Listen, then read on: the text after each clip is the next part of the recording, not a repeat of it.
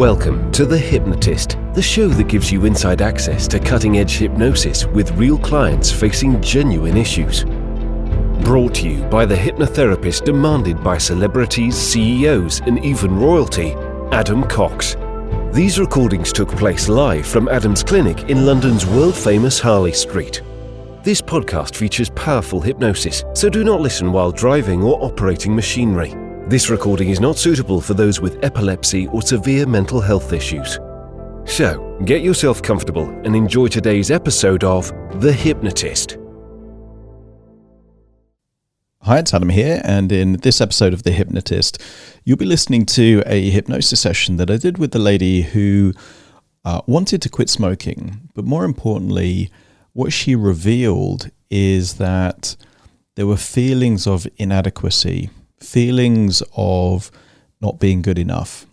And when I asked her to, how she knew that to be true, which is a great question to elicit, let's say, the rationale for a belief system or where the point of inception for that belief system came from, she said that her mother didn't believe in her.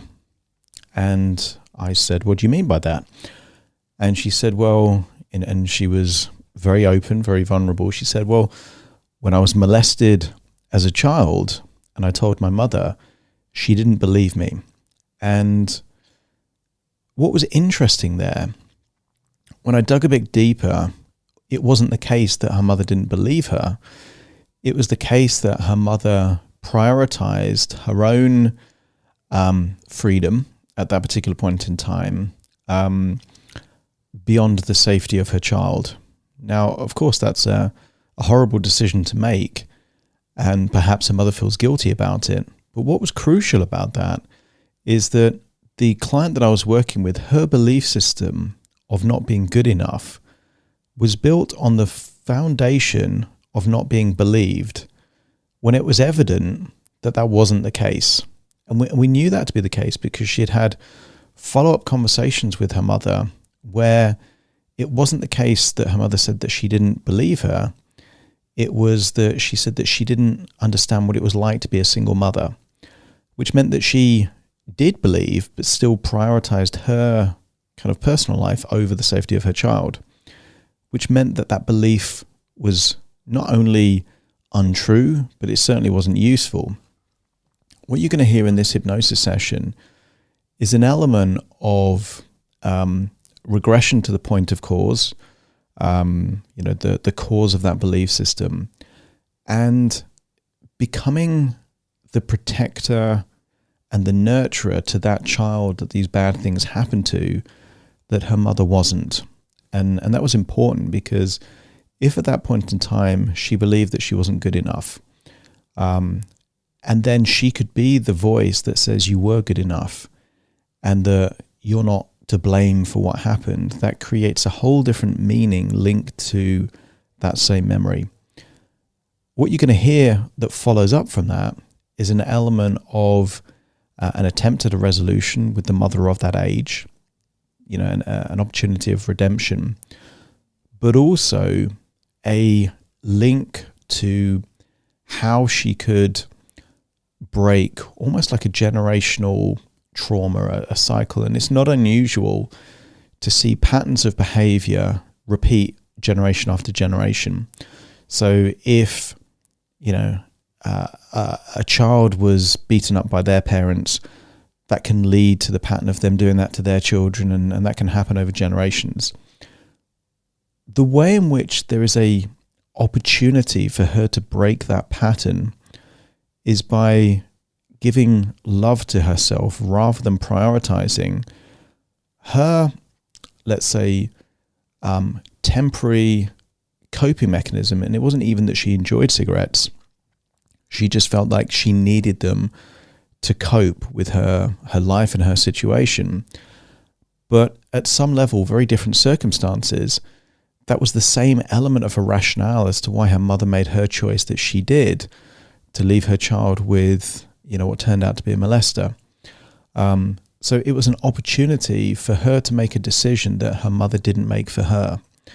And that was deliberate in this hypnosis session to create sufficient emotional leverage and to frame her choices not as simply giving up smoking, but as a way to break this generational trauma. This isn't going to be relevant for everyone. You know, if you never were abused as a child, if you don't want to quit smoking, there's going to be limited value in this, unless you're a hypnotherapist interested in seeing my approach of working with someone in this way. But if you are listening to this and you can relate to certain components of it, there will be a link nearby where you can book a free 30-minute consultation call with me, and I can explore and explain what it would be like to work with me directly. If you want to enjoy this, so I say enjoy because it's a heavy session, but experience this as a hypnosis session, I would encourage you to go through this as an observer rather than a participant, you know, to listen passively rather than actively. Just because, of course, what happened to this woman probably did not happen to you, and therefore go into this hypnosis session very much with that viewpoint in mind. So find a quiet place where you won't be disturbed and relax. And I won't say enjoy the session, but just get some value from this session for you.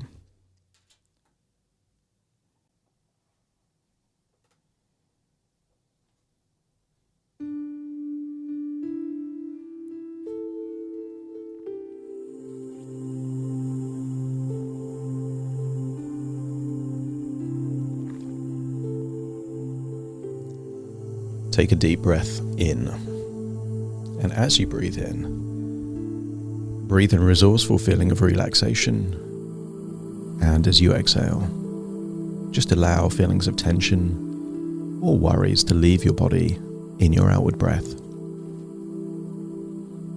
As you breathe in and breathe out, notice that with your eyes closed, you're able to give more of your focused attention to the sound of my voice. As you breathe in and breathe out, notice that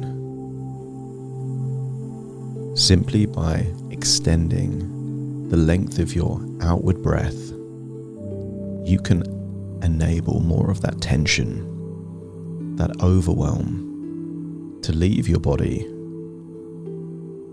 That's it, enabling you to go deeper and deeper, relaxed, simply by breathing.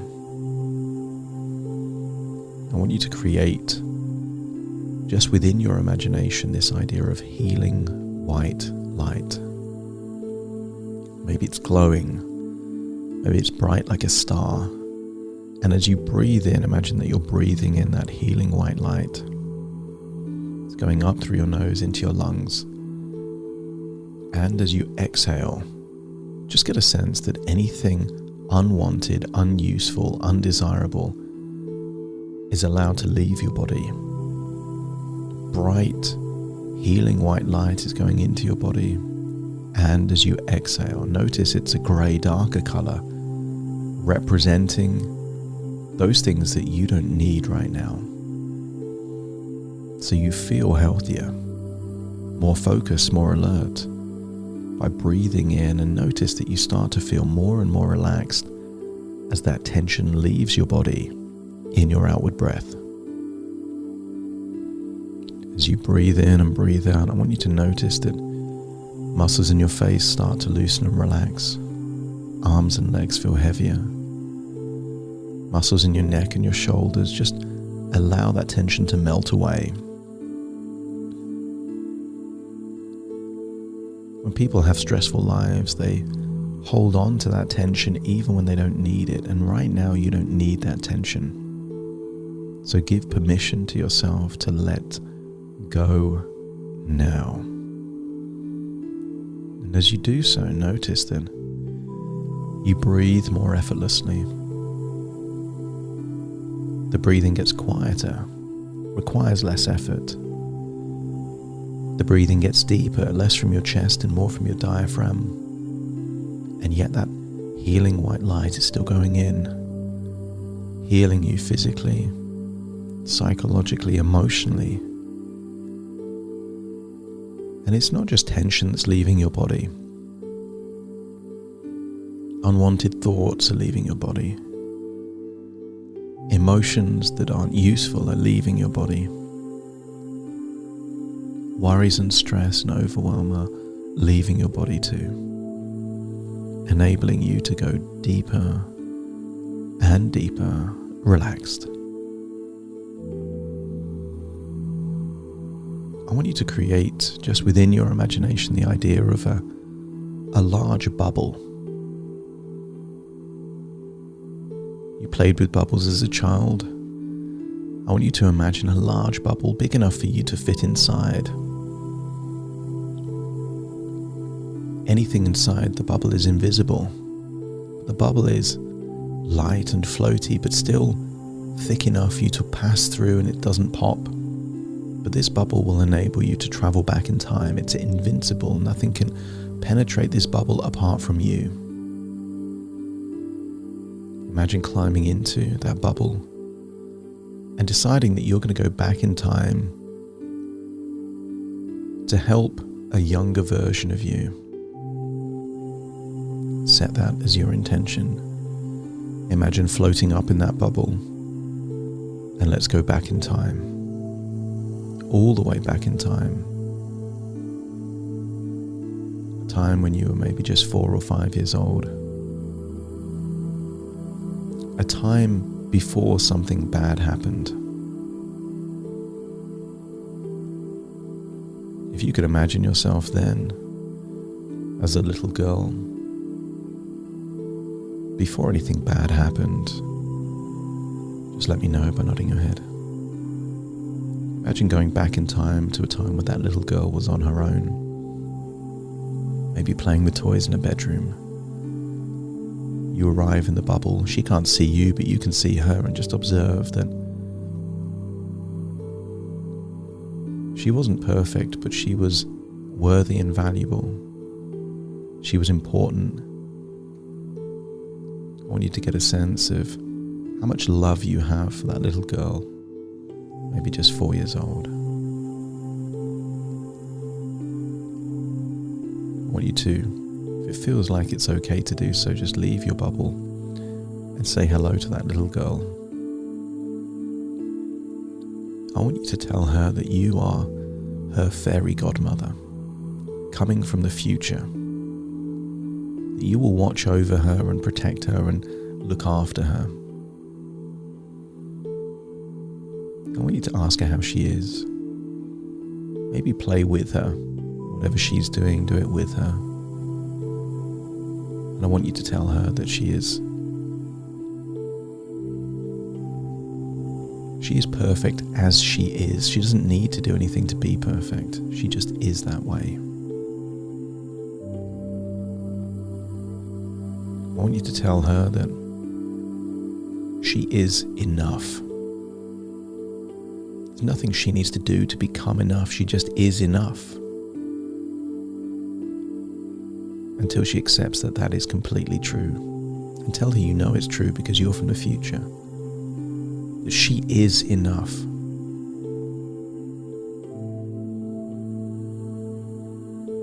I want you to tell her that in life sometimes bad things happen.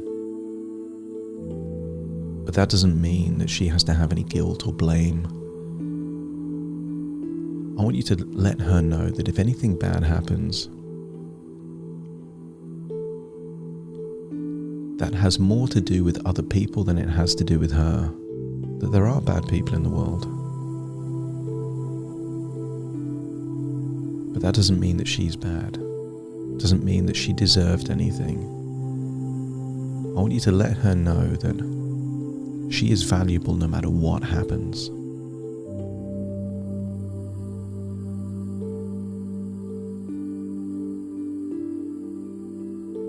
I want you to give her a hug and tell her that you will see her again in the future.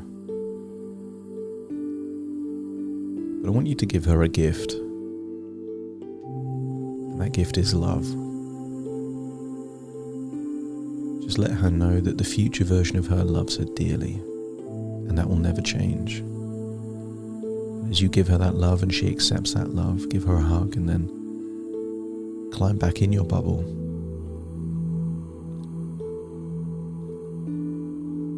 And then you're going to go to the future, perhaps a year or so in the future. A time after something bad happened.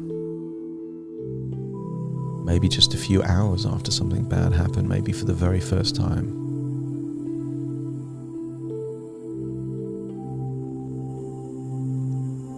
I want you to climb out of your bubble and notice that she's happy to see you, but she seems maybe ashamed, scared, upset.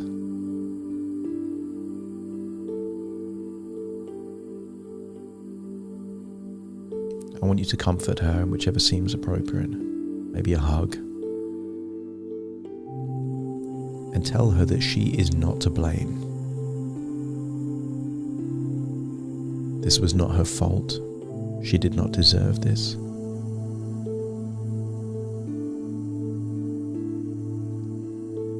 I want you to tell her that even if no one else believes her, you believe her.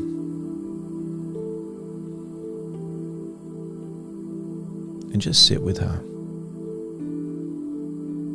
Allow her to get those thoughts out of her head, those thoughts that could become beliefs, and they shouldn't be.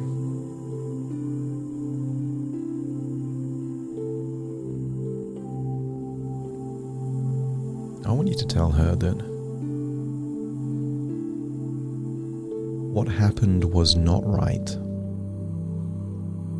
that it was not her fault.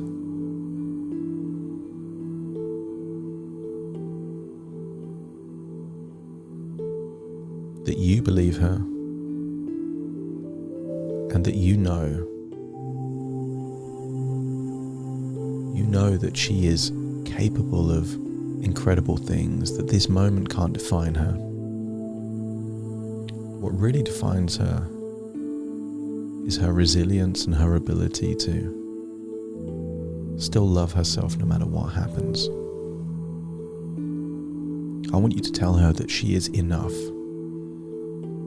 that she is still perfect exactly as she is. And I want you to give her a new gift.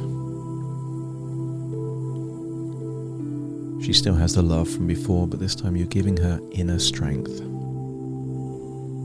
The ability to stay strong through bad times. And when she accepts it, let me know by nodding your head.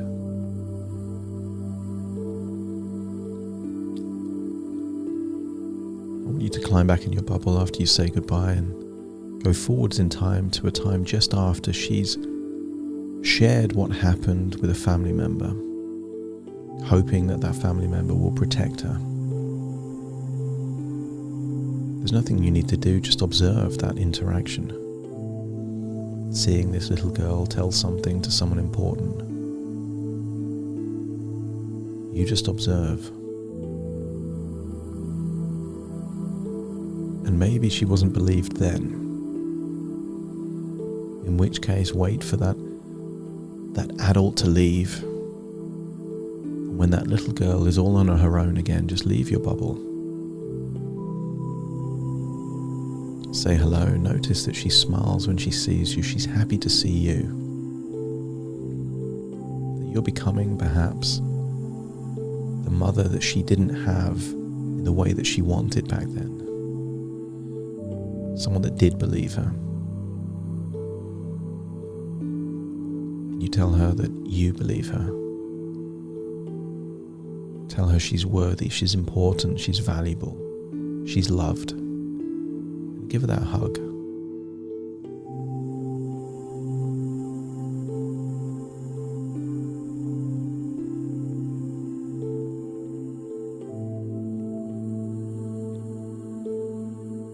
I want you to tuck her into bed. Make sure that she's okay before she falls asleep. And then I want you to imagine that you're having a conversation with your mother at that time. Tell her that you're the child from the future and see your mother at the age she was when she was told this. I want you to tell her that this child is telling the truth. I want you to tell her that you know that it's tough being a single mum. It's tough having all this overwhelm. Tell her you know that that's true because this child from the future is a single mum. that you know how tough it is because you deal with those challenges too.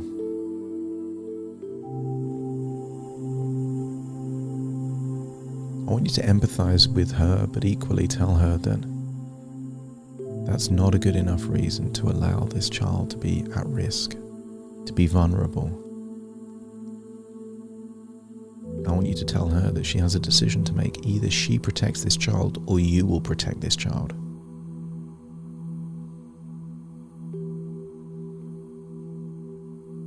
And if she's willing to protect this child,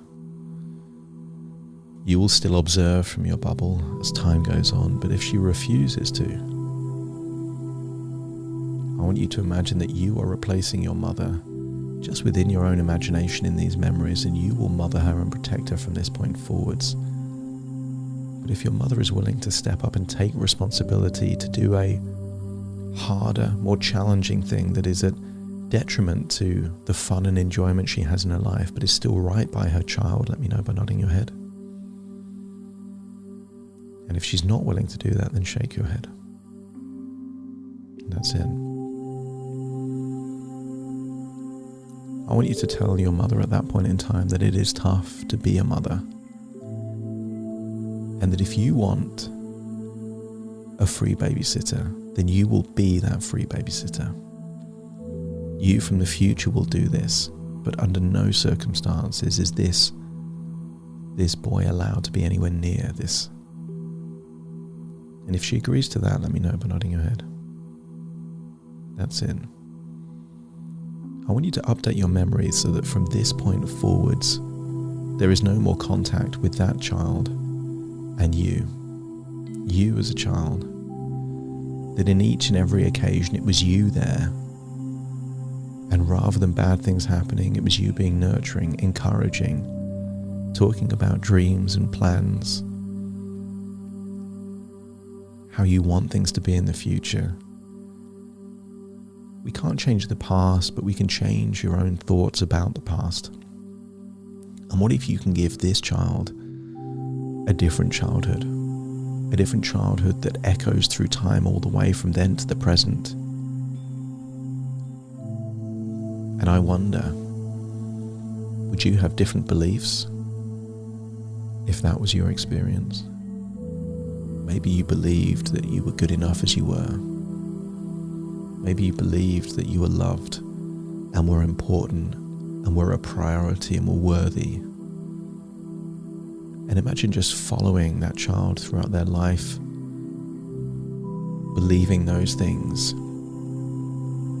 Notice that she's happier at school. She plays differently with her friends. She has more confidence, more belief in herself.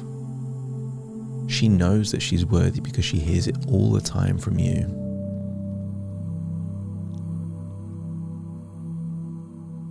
What if you could be the mother to that child that she never had? And I want you to follow her life up until she was old enough to make her own decisions and live her life in her own way. And I want you to tell her, you've got this. You don't need the validation or approval from anyone else. You know it. You feel it. And if she accepts that to be true 100%, let me know by nodding your head.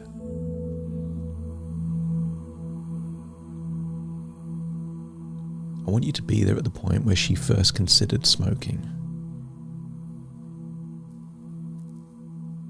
Maybe she was a teenager, but I want you to notice that perhaps her childhood experiences influenced that choice. Maybe it was giving her something that she didn't have in reality, but now she doesn't need that. She was never a smoker. She just used cigarettes to try and cope with beliefs that weren't true. But now she believes that she's worthy. She believes that she's valuable. She knows that she's loved. She doesn't need these things that are cancerous and toxic and just rotting her from the insides.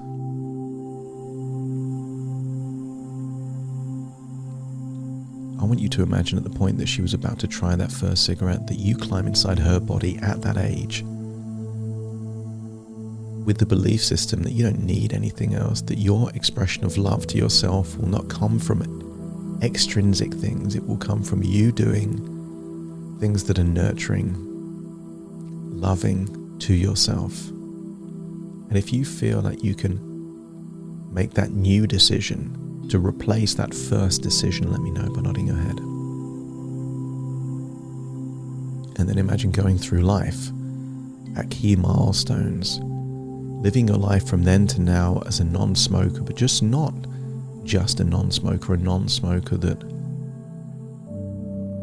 loves yourself unconditionally. There are no conditions to your love for yourself. You just do it because you can. That when you went through bad, troublesome moments, cigarettes weren't there.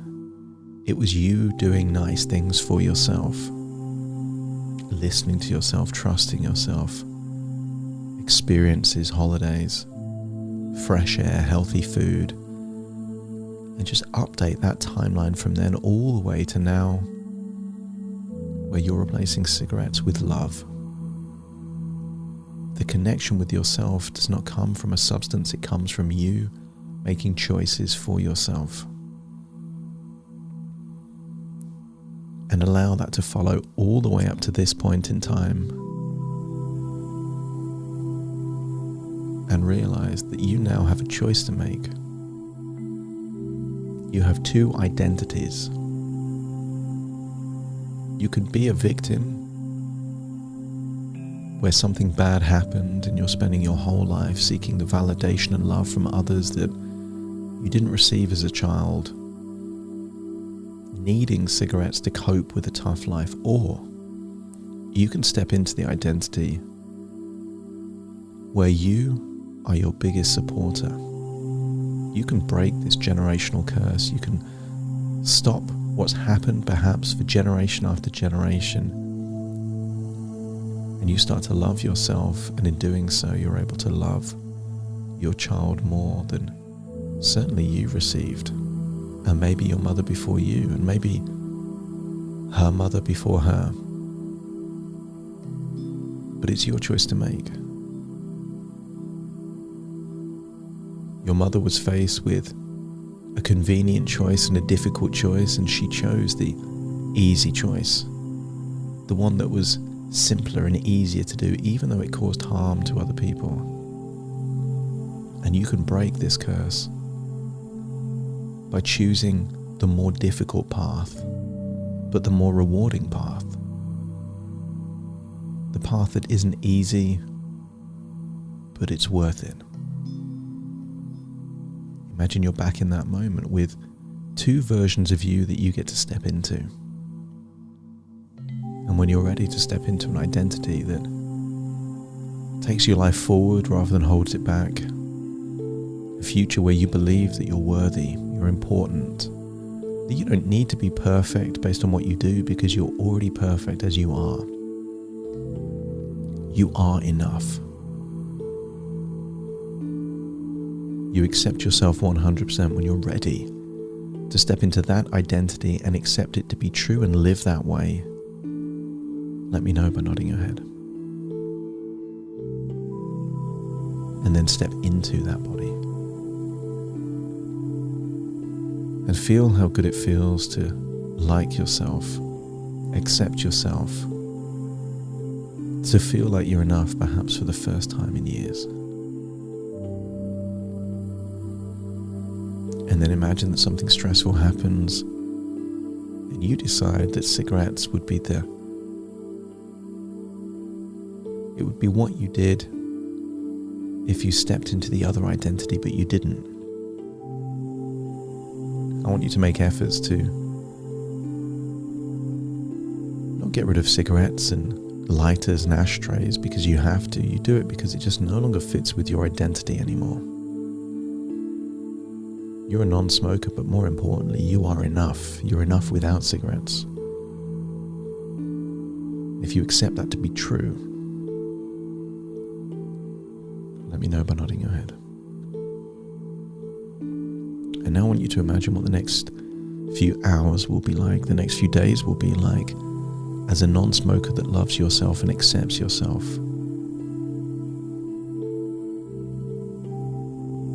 Notice that feeling of being a non-smoker. You no longer feel like an addict. You know that you were at one point in your life, but not anymore. You can vaguely remember there was a point in your life where you didn't feel like you were enough, but that doesn't feel like you anymore. You feel like there is a new version of you, a fresh start. If there's any setbacks, they're temporary, because you are this person, a non-smoker that loves yourself. And if you're 100% committed to this identity and will do anything to break the generational curse, but more importantly, to be the mother to your son that you wanted your mother to be to you, if you're ready to 100% commit to that identity, let me know by nodding your head.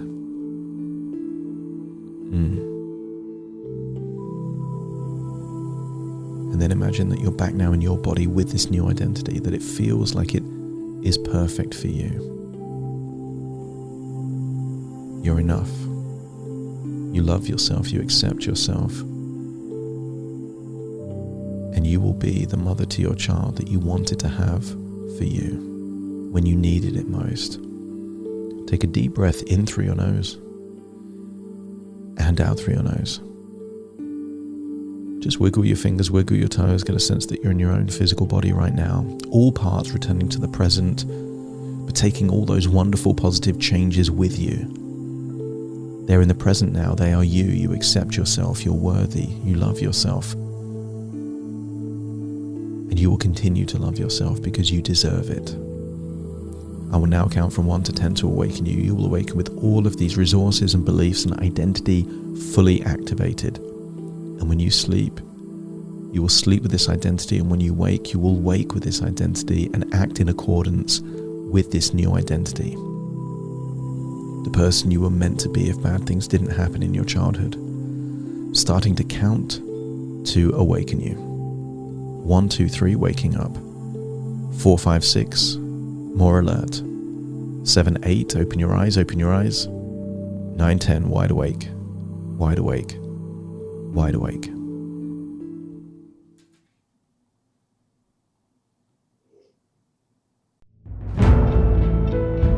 Thank you for listening to The Hypnotist with Adam Cox, the show that gives you inside access to cutting-edge hypnosis with real clients facing genuine issues. To automatically receive the latest episodes, please subscribe. If you'd like to support the show, please share this episode with just one friend you think it could help. And if this episode helped you, please leave us a 5-star review.